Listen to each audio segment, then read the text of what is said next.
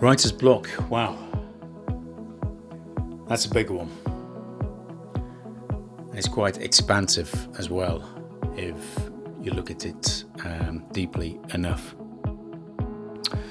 I think maybe let's just cover some of the subjects that you see online about that particular topic.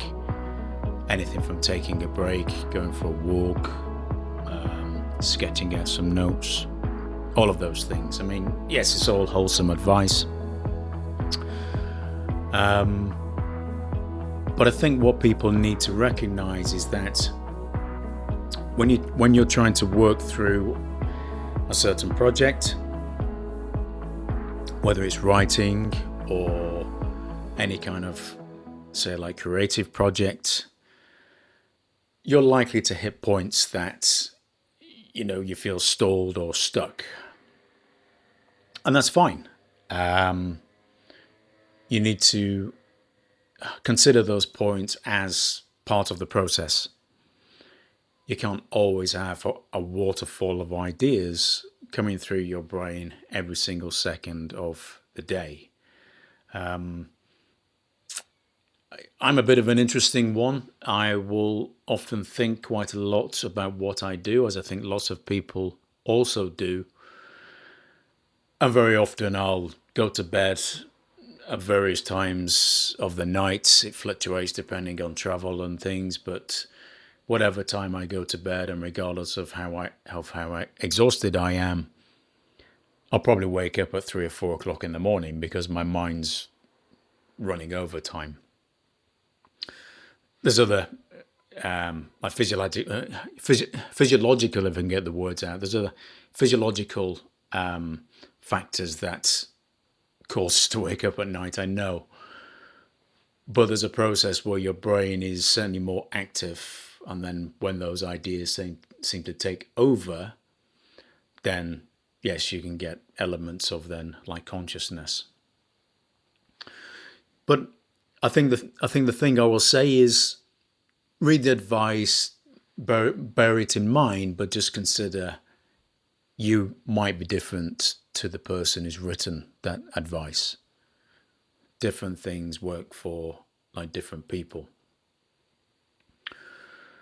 The other thing I will say is that the very best position to either avoid writer's block in the first place or to move on from it when you find yourself there, or any kind of like creative block, is to keep relaxed. Now,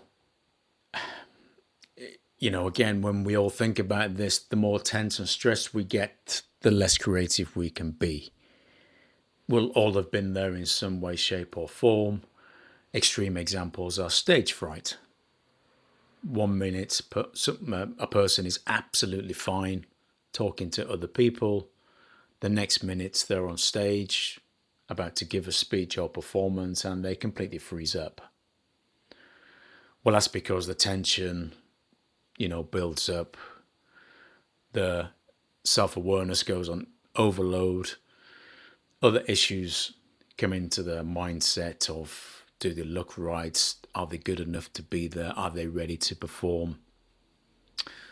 Again, other psychological factors that, other people can advise on. But again, even something like that affects us all in like different ways. But the base point of stage fright is it's stress. It's something that's frightening. It's something that's different to someone that is, it's a situation being different to someone who's not used to being in that situation, and they get caught out. Well, writer's block, when somebody is trying to create something at home or in an office, might not encourage the same levels of stresses, but time pressures, tiredness, other issues that we might put in ourselves, background worries, all of those types of things can do. So one of the first things that we'll say, especially when we get approached by writers of how to overcome it, should I say, And, it's a very common question, is to find a point of relaxation. So try not to get too het up about it. Try not to get too wound up. Try not to worry about it too much. If you're trying to finish a piece of work up against a deadline, then that can be a different situation.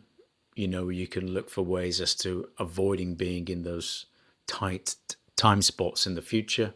But sometimes we get put in these time spots and time pressures outside of our control. But if you can maintain a certain point of relaxation, then that's most certainly the best way to avoid and to move out of and on from writer's block. Another way is to do lots of preparation. So if you've been thinking about a certain scene or chapter of a book, again, using books as an example, take some time to think about it before you come to write it. Because then you'll hopefully find you've got enough material in your mind, and then when your mind is working, other ideas will flow, and you can then mitigate the risks of having writer's block in the first place. If you're really, really stuck, however, and especially if you're trying to finish a piece of work, then what I will suggest to do is do the most counterintuitive thing of all, and to take some time out. Of course, instinctively, you want to keep working, keep writing, keep typing, keep at your machine, your laptop, your writing device, your notepad, whatever it is, and you'll want to keep at it until the project is done, because that's one way of mitigating the stress, is getting the project done. But if you're unable to do that, or if you're unable to do that at a quality to what you feel will be good enough when the project is done, then you need to take some time out.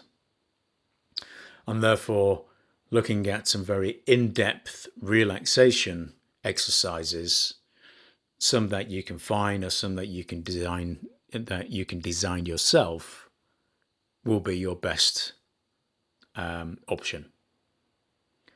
And you will find that if you can take this time out, you'll then no doubt get back on the project that you was looking to finish, and you'll finish it in no time, just like that.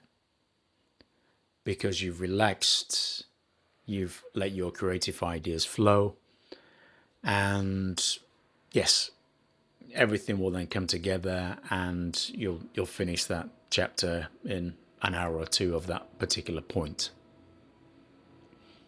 But of course, it's self-management, and it's understanding how much material you might have, or how many ideas you might have to start a chapter or to finish it when you come to write it, and then having the inner strength and depth of taking that time out to find that relaxation, if that's the real crux of the position that you're in. But that's certainly something I would advise people to look at. Again, different exercises will have different results for different people. But the thing I'm saying there is, go for a walk, take a short break, make a drink, whatever. But the key phrase and mode there that I'm actually relating to is to relax. And how you actually relax is the big difference to them being able to progress, and to being able to progress in the way that